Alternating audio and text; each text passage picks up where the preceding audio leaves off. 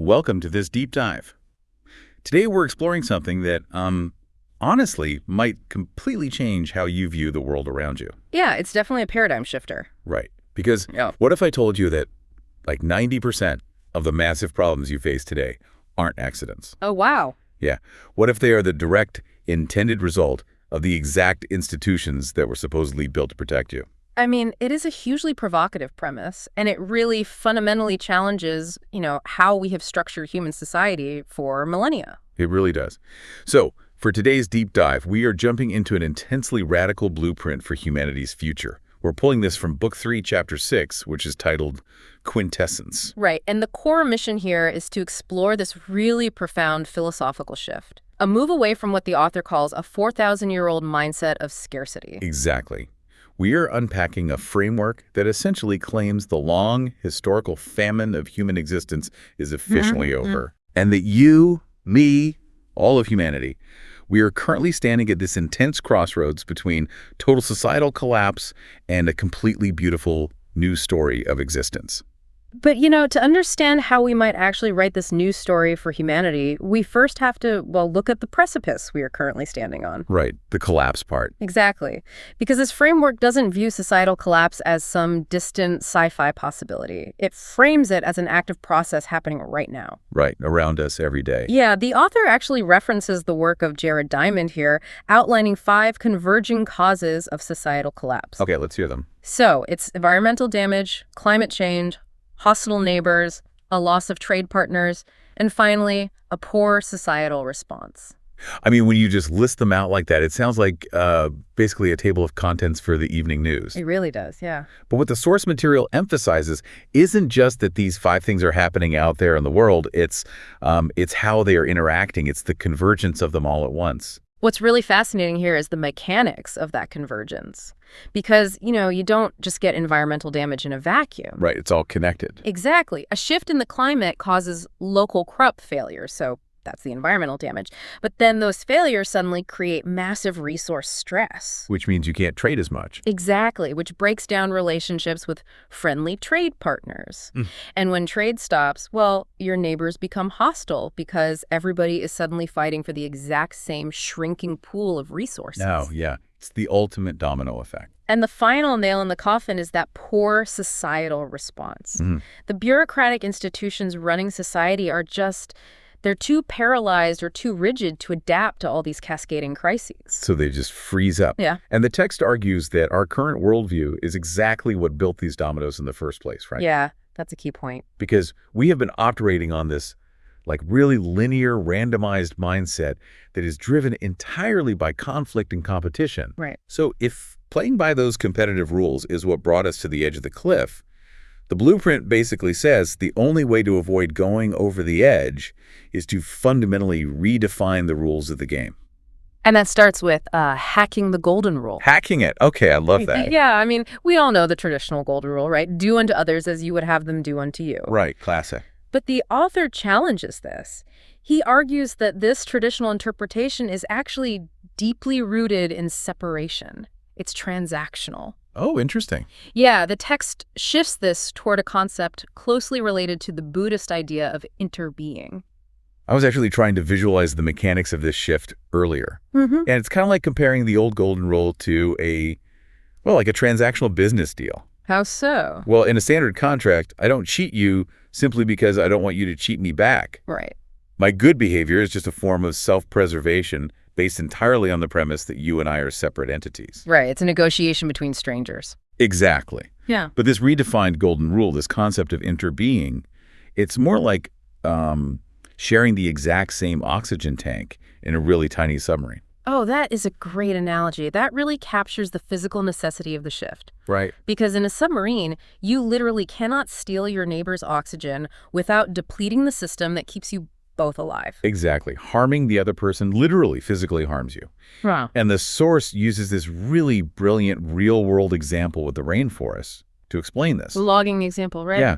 It states that if we destroy the rainforests, we aren't just, logging timber or damaging some distant abstract ecosystem over there. Because we are part of it. Yes. Because we are fundamentally integrated with the planet's biosphere, something within our own humanity is also destroyed when the forest is destroyed. Right. So the rule evolves from just treat people nicely to this biological and spiritual realization of what I do to you, I am quite literally doing to myself. And if we connect this to the bigger picture, it forces a deeply uncomfortable evaluation of our modern world.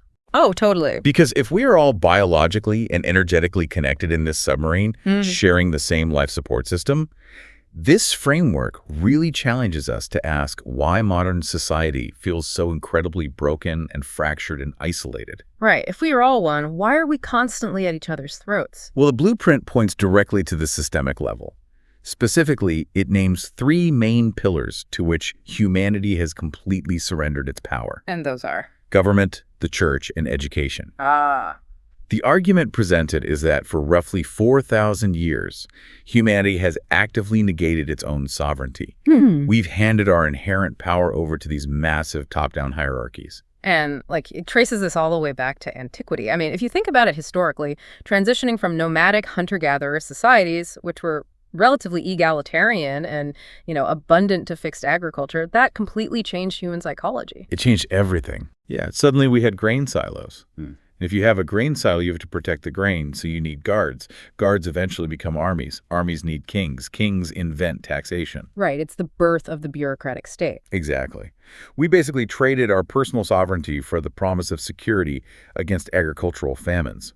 We built a permanent mindset of scarcity into our culture. And the consequence of that trade, according to the text, is that these institutions are now entirely trapped in their own tradition and their own bureaucracy. Because they were built for a different world. Right. They were built to manage scarcity, so they actually structurally require scarcity to justify their own existence today. That is wild to think about. It is.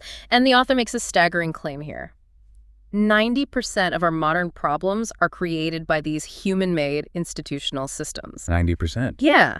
They simply lack the evolutionary flexibility to adapt to the 5 converging crises we discussed earlier. So, the blueprint is suggesting that society currently feels accountable to these institutions, right? Yeah. Like, we structure our entire lives to serve the economy or to serve the state or to serve standardized testing and education. Exactly. We serve the system. But the author insists this is entirely backward. Institutions must be strictly accountable to society. And if they cannot solve these crises, we basically have to withdraw our energy from them. Yes, that is the core argument. But okay, let's unpack this for a second, because I feel like I have to push back a little bit here. Please do. Because if we suddenly reclaim our sovereignty as individuals, Right. and we just stop participating in these massive institutions, doesn't that just invite total chaos? It's a fair question. I mean, the concept of mass social noncompliance sounds super empowering on paper, but how does that actually work without society just falling apart into absolute anarchy? Like, we still need roads to be paved, we still need food distribution, we still need hospitals to run. It's probably the most common and honestly the most valid concern when anyone discusses decentralization. However, the perspective offered in the text is that institutions themselves are not like sentient machines. They don't do anything on their own. They are entirely animated by human energy. Okay, sure. So reclaiming sovereignty isn't framed as, burning everything to the ground in a chaotic riot. That's a relief. Right. It's an intentional reallocation of resources. It involves shifting human time, intelligence, and labor away from those corrupt top-down hierarchies and redirecting that exact same energy into local, empowered communities. Oh, I see. So it's not about stopping the work of society, it's just about changing who manages the work. Exactly. It is a complete withdrawal of participation from systems that artificially enforce scarcity, followed by a massive reinvestment into local networks of mutual aid. Right, so you're building the new system while the old one is falling. Yes. If the top-down food supply chain fails, sovereignty means the local community has already redirected its energy into, say, cooperative farming and localized distribution. The chaos really only happens if people wait for the failing institution to save them. And because these top-down institutions are structurally incapable of adapting to these 5 converging crises, their collapse isn't actually presented as a doomsday scenario in the text. No, not at all. It actually frames it as the fertile ground required for a modern Renaissance. Yeah, the author draws a really compelling parallel to the early 19th century. Think of the Industrial Revolution, the surge of new philosophies, the sheer novelty of that era. A time of huge change. Right. There was a palpable cultural expectation that absolutely anything was possible. And the framework suggests we are entering a similar era of unprecedented potential right now. Just because the old systems are getting out of the way. Exactly. As the old rigid structures collapse under their own weight, this massive vacuum opens up for radical innovation. And the text outlines some very specific pillars for this new story, this Renaissance. It envisions entirely new, localized governance systems, massive advances in decentralized energy, a deep, really actionable commitment to environmental stewardship, and, interestingly, a return to long-term, stable, child-centered families. Yeah, it covers a lot of ground. It does. The blueprint basically frames this whole transition as humanity's ultimate hero's journey. We are being called to venture into the unknown, to regain our mutual trust by demanding truth, and to take absolute responsibility for our collective environment. And to manage this hero's journey on a personal level, the author introduces this concept of the diamond aspire. Okay, tell me about that. It acts as a practical map for navigating this transition. It divides human experience into two interacting diamonds. So the foundational level is called the red diamond. Okay, what does the red diamond represent? It represents our physical, three-dimensional reality. So that's the mechanics of daily tasks, local politics, building shelter, and practical economics. Okay, making sure the bills are paid and the roof doesn't leak. Exactly. But sitting above that, intersecting with it, is the green diamond. And the text describes this as our connection to the divine, to nature, to broader inspiration. Right. And the mechanics of how these two diamonds interact is really the key to participating in this renaissance. Well, the blueprint suggests that you do not need to be a billionaire or a political elite to spark global change. Thank goodness. Right. You participate by bringing the green diamond so that divine inspiration, intuition, and a mindset of profound abundance down into the red diamond of your everyday practical problems. Meaning, like, when you're just trying to get through your daily commute or pay your bills and manage a household, you aren't waiting for a massive institutional policy shift to fix your life. No, you take charge locally. You solve local, immediate challenges using intuition and creativity. It's deciding how you source your family's food, or how you engage with your child's education, or even just how you treat the neighbor you disagree with, by operating from a frequency of abundance rather than fear. It is taking the seemingly mundane logistics of human survival and injecting them with profound meaning and sovereign responsibility. Which honestly requires us to fundamentally rethink what humans actually need to thrive. And this is where it gets really interesting, because the author takes aim at one of the most famous psychological models in history. Oh, yes. Maslow's hierarchy of needs. Yes, Maslow's pyramid. Most of us are pretty familiar with it. The theory posits that human needs are arranged in a strict sequence. Like a staircase. Right. At the wide base, you have physiological needs, food, water, shelter. Once those are secure, you move up to safety. Then love and belonging, then esteem. And finally, sitting at the very tiny peak of the pyramid is self-actualization. The desire to become the most that one can be. Well, the author offers a major, really paradigm-shifting critique of this model. I loved this part. Yeah, he shares a specific personal anecdote about the day his son was born. He writes about looking at this newborn infant and having a profound realization. His son was already 100% self-actualized, whole, and complete. That is such a beautiful realization. It is. The baby didn't need to achieve anything to reach the top of a psychological pyramid. He was literally born at the peak. Right. And this raises a really important question about how our structural models dictate our societal reality. Because the text argues that the traditional pyramid shape of Maslow's model isn't just a neutral diagram. It actually enforces a hierarchical, scarcity-based mental model. How so? Well, a hierarchy is a system where rule or value comes from a single top point, and the masses are relegated to the bottom. Maslow's pyramid implies that you must, earn your humanity. Right, you have to work your way up to it. Exactly. It suggests that you cannot possibly experience self-actualization or divine connection until your bank account is full, your physical safety is guaranteed by the state, and your social status is completely secure. It makes perfect sense when you look at how institutions use that model against us. Right. It's kind of like Maslow's pyramid is an old-school linear video game. I like this analogy.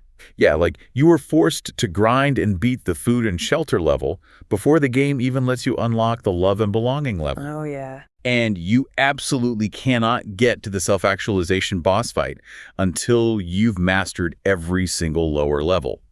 And if society is structured this way, institutions can keep everyone trapped at the bottom, just fighting over basic resources. Well, nobody ever has the time or energy to realize their own divine potential. Exactly. We're all too busy grinding on level 1. Well, to dismantle this control mechanism, the author completely synthesizes Maslow's pyramid into what he terms a diamond heterarchy or synarchy. Okay, we should probably define those terms carefully for the listener. Good idea. So, while a hierarchy is a top-down chain of command, a heterarchy is a network of elements that are unranked, or where rank changes depending on the situation. Okay. And a synarchy means joint rule or harmonious co-creation. So instead of a pyramid where the desperate masses are squashed at the bottom and a few enlightened elites sit at the top, the diamond shape represents an interconnected network. Exactly. In this diamond model, the physical human experience, that red diamond we discussed, intersects seamlessly with divine inspiration, the green diamond. They overlap. Right. You do not climb a ladder to reach enlightenment. Enlightenment intersects with your daily physical existence from day one. Oh, man.